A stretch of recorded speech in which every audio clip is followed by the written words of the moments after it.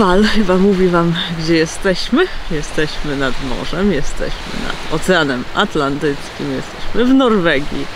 Czas na kolejny odcinek mojego vloga podróżniczego. To jest fiord prowadzący do Tromsø. Wczoraj dojechałam tutaj autostopem, osiągnąwszy norweską drogę tuż za granicą z Finlandią. Osiadłam tutaj dosyć wcześnie, koło 6:30 zaczęło padać, padało całą noc, więc sobie leżałam. Ostatecznie po przejściu całej Szwecji należy mi się chwilę odpoczynku, więc poleżałam sobie w śpiworze. A teraz pogoda się poprawia, namiot jest już prawie suchy, zjadłam śniadanie, no i czas autostopować dalej na południe. I teraz zdradzę wam swój następny plan, czyli jadę na Lofoty. Lofoty wydają mi się tak blisko, że byłoby głupio ich o nie nie zahaczyć w drodze powrotnej do Sztokholmu. Mam jeszcze sporo czasu wolnego. Za 3 tygodnie mam prelekcję w Sztokholmie, no i poza tym mogę robić co chcę. No i dlatego właśnie jadę na Lofoty. Ojej, ale jestem zaspana jeszcze. Tak. To właśnie jest mój biwak z ławeczką, co prawda mokrą, bo padało, miejsce na ognisko. No i ten piękny widok na fiord. Na razie autostop idzie dosyć powoli. Jestem w Evenskier. Przejechałam może z 250 km na razie, no ale już zaraz będzie Hinnøya za mostem i za Hinnøją już będą Lofoty. Wszyscy podwozili mnie na małe odległości i to tak wszystko powoli szło. Poza tym późno zaczęłam, no bo padał deszcz. Dosyć wcześnie skończyłam, no bo to jest ostatni sklep, w którym mogę zrobić zakupy. No i jest też biblioteka i chcę wstąpić i opisać wam końcówkę przejścia Szwecji. Łaziłam sobie po miasteczku z zamiarem zabiwakowania gdzieś, bo tu miały być jakieś pola nad morzem, trochę zarośnięte, ale ludzie powiedzieli mi, że jest fajna plaża i że jest Wiata. Wiata niestety jest zamknięta, ale jest fajne WC.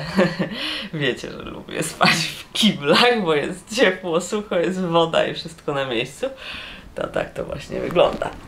Jest też okno, świeci mi właśnie słoneczko. Tu mamy wszystko właśnie. Udało mi się zrobić pranie. No i tu wszystkie moje fanty. Także jest dobrze.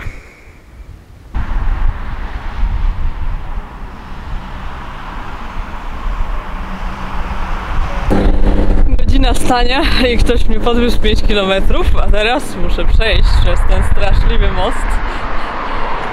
Słynny most nad cieśniną Tjeldsund. No, zobaczymy, mam nadzieję, że mnie nie zwieje. Są tam barierki, więc raczej będzie ok.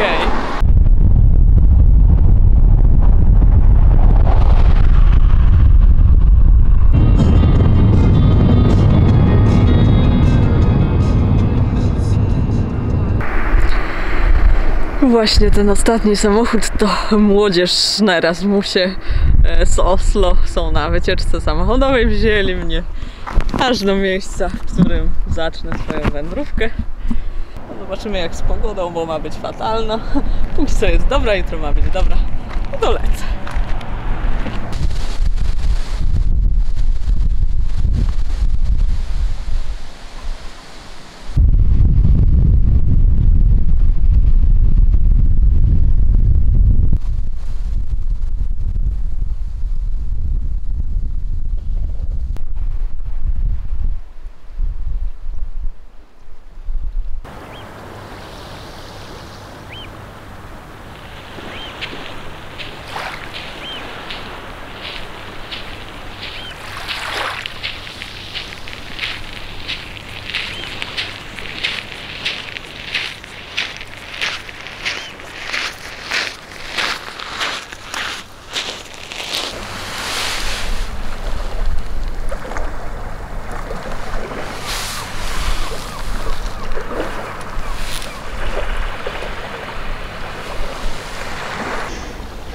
Patrzcie, co tutaj morze wyrzuciło. Taka wielka rozgwiazda. Szkoda, że nie mogę zabrać ze sobą, bo się zaśmierdnie niestety.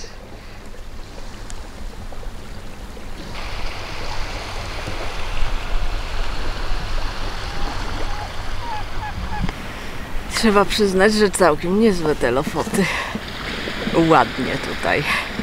Rozbiłam się nad fiordem. Wiele wczoraj nie zrobiłam trochę tego asfaltu. Teraz muszę obejść fiord. Następnym jest most i potem zaczyna się szlak.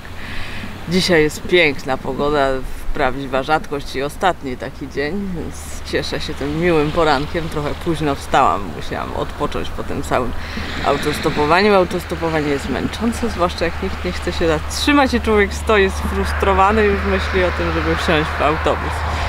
No ale na szczęście nie było takiej konieczności. No i teraz czeka mnie tylko wędrówka przez te parę dni. Prawdopodobnie do 10. Zobaczymy. Jest odpływ, jakoś cały czas jest odpływ, to jest trochę dziwne, ale oczywiście w nocy był przypływ, bo zalało moje ślady.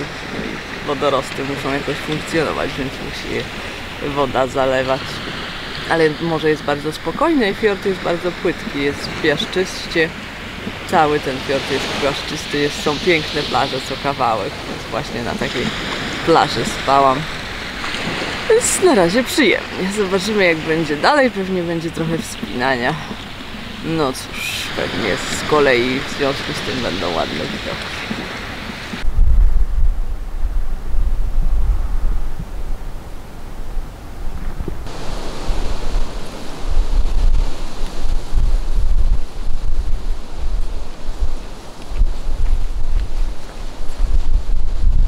Teraz jest przypływ po 14 i widać jak z morza z tamtej strony wpływa wielka rzeka przez most na fiordzie. To jest taki bardzo wąski przesmyk. Jeszcze są dwa takie przepusty i cała zatoka się wypełnia.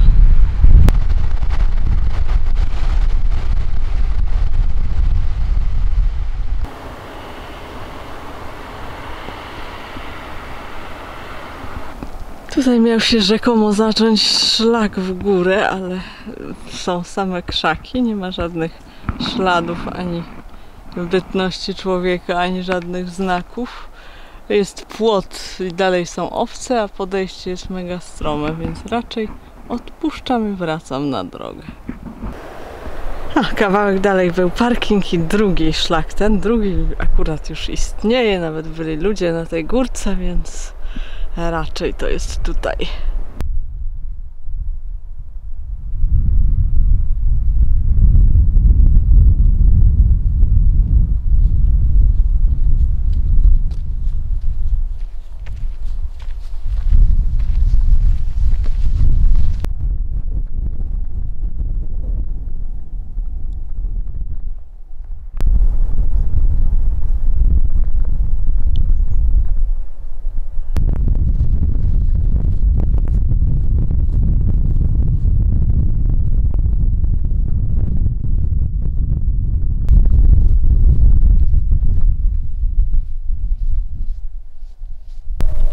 Teren jest delikatnie mówiąc eksponowany. Szczerze mówiąc wolałabym już być na dole, ale jeszcze muszę zdobyć szczyt tej góry. Na szczęście nie wieje bardzo. No i widok jest ładny, tylko pod słońce.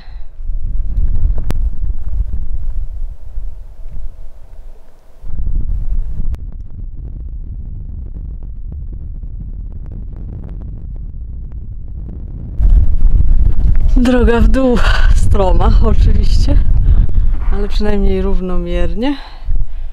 No i jakoś idzie.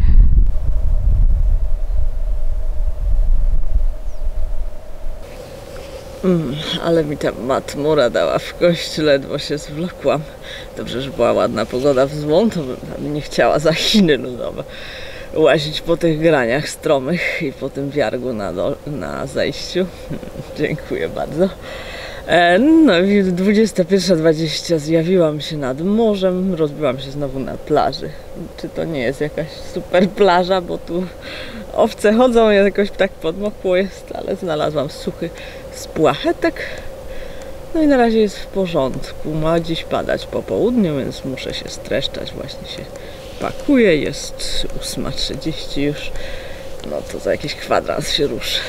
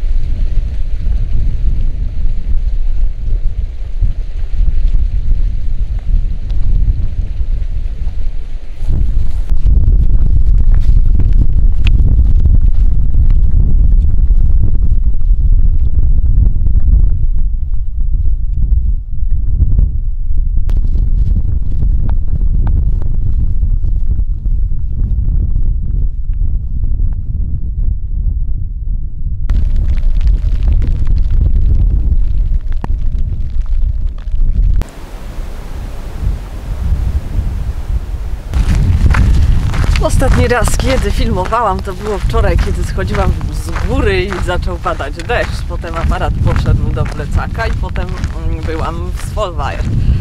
Tam Kasia zorganizowała mi nocleg u Mirka i Asi, którym serdecznie dziękuję za gościnę. Było naprawdę fajnie.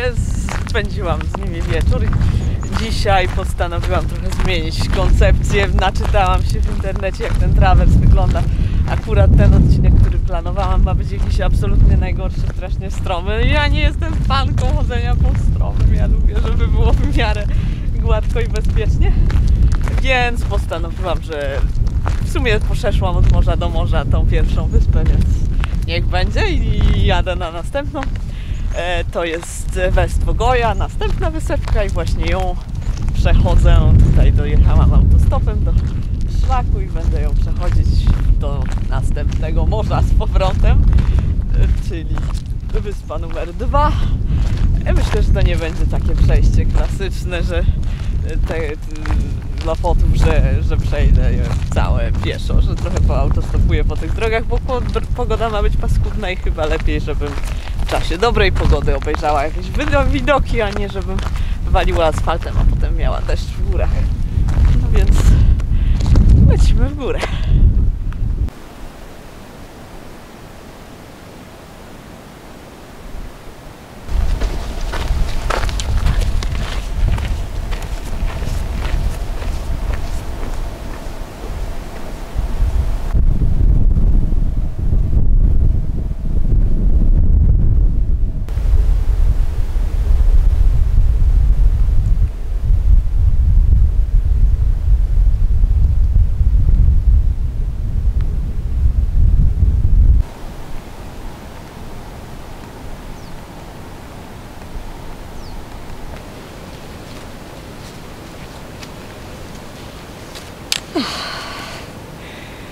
Witam ponownie.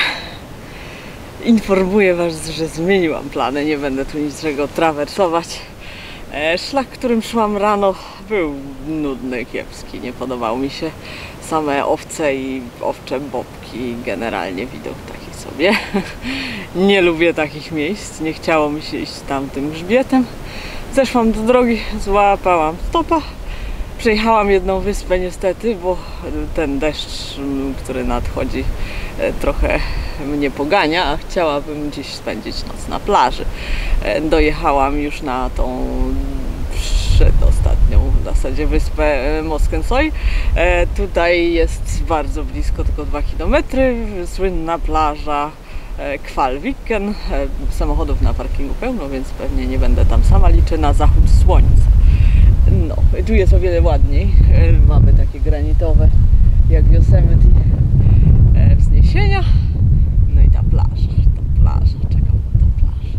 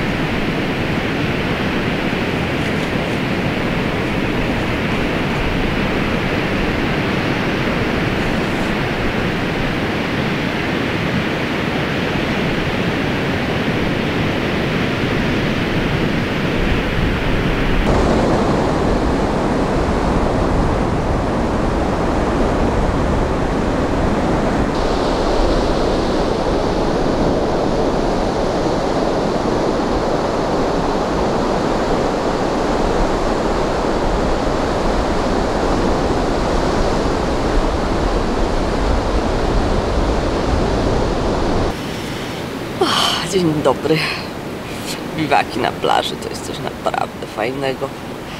Siedzę sobie, jest oczywiście już bardzo późno, miałam wyjść wcześniej, ale padał deszcz rano, no i tak grzebie się.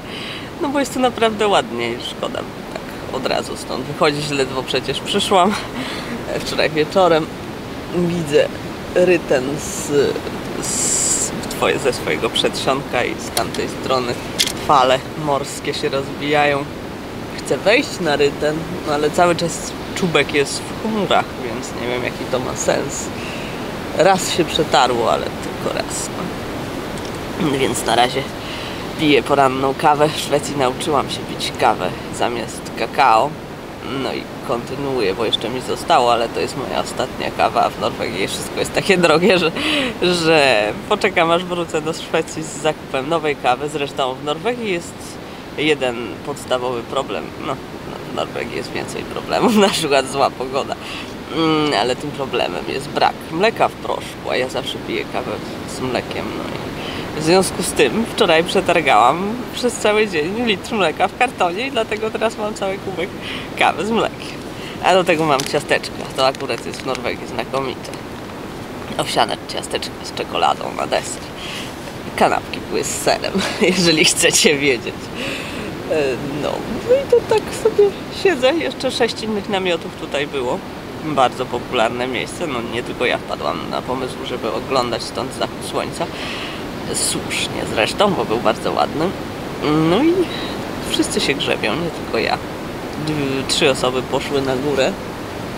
No i pewnie nie mają widoku, no cóż zrobić. Dziś jeszcze będę się trochę tutaj kręcić. Myślę, że pojadę autostopem jeszcze na południe. Może do Moskenesa, może do O. A potem myślę, że po prostu pojadę autobusem, bo te 15 mm deszczu codziennie to do autostopowania jest kiepskie. I będę zmierzać w kierunku Szwecji z powrotem. Ale na razie jeszcze sobie popiję trochę tej kawy.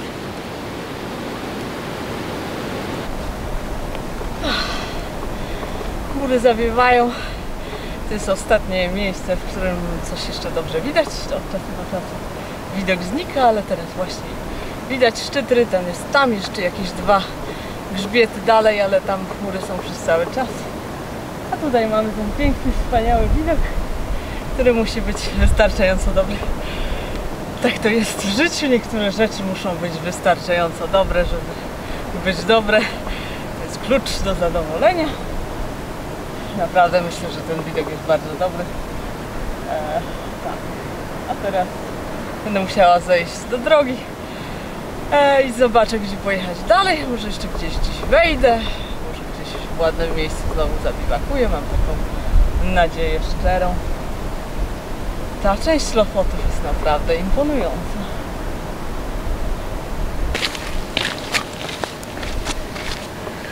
No i proszę, mój optymizm został nagrodzony, przetarło się i podskoczyłam. To nie było bardzo daleko, na szczyt to już było bardzo blisko. 3 minuty, 5, może 5.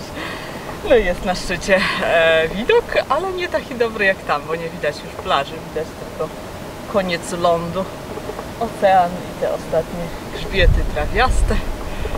Od czasu do czasu nadchodzi mgła, ale chwilowo jest całkiem ładnie.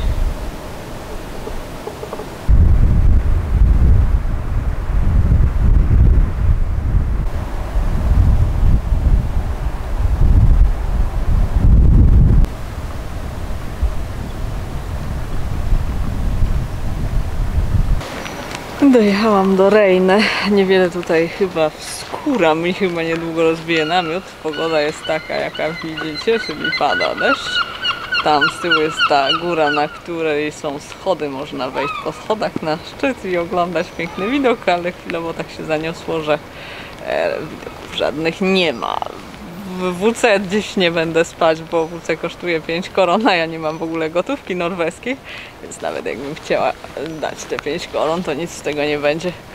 No cóż, rozejrzę się jeszcze.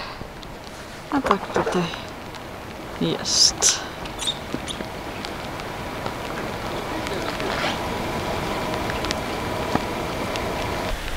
Mój biwak dzisiejszy na parkingu w Rejne. Paskudne miejsce. Jedno z najbrzydszych miejsc, jakich w życiu biwakowałam. To znaczy, no widok jest ładny, tylko ten parking ochyda. Tak tu właśnie przewidzieli dla tych, którzy chcą wypakować za darmo. Jest taki parking, stoi raz, dwa, trzy, cztery samochody. No i ja się tu schowałam, nic tu nie ma napisane o namiotach, no ale no taki kawałek żwiru z koniczyną, to myślę, że zadowolę się tym. Była taka wiata garażowa za Domem Kultury, ale przeciekała jej tak strasznie na widoku i co miałabym tam robić cały wieczór. Z kolei koło ośrodka fizjoterapeutycznego też była taka ławeczka zadaszona, ale nie wolno tam było wejść, bo koronawirus, no to nie było jak zapytać, czy mogę. A olałam wszystko, jakoś wysuszę namiot może jutro na dworcu. Odkryłam, że jest autobus do Kiruny z Narwiku, więc pojadę do Narwiku i chyba tym autobusem przez granicę. Na razie jeszcze ta zła pogoda tak naprawdę nie nadeszła, co prawda właśnie lało paskudnie, ale dopiero ma zacząć później. No to tyle na razie nowości. Chowam się do namiotu, gdyż nie jest tu przyjemnie.